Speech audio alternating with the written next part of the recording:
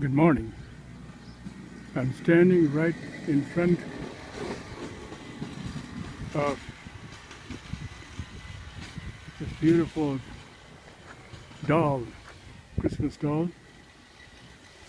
Here this morning in Rochester, Michigan, the temperature has dropped significantly, and the weatherman is saying that the temperature, the wind chill factor is minus 60 degrees Fahrenheit, which is minus 51 Celsius. It's bone chilling, it's freezing. Snow is about 6 feet high. We've had snowfall of more than 12 inches, and our neighbor is actually blowing the snow. You can see in the background.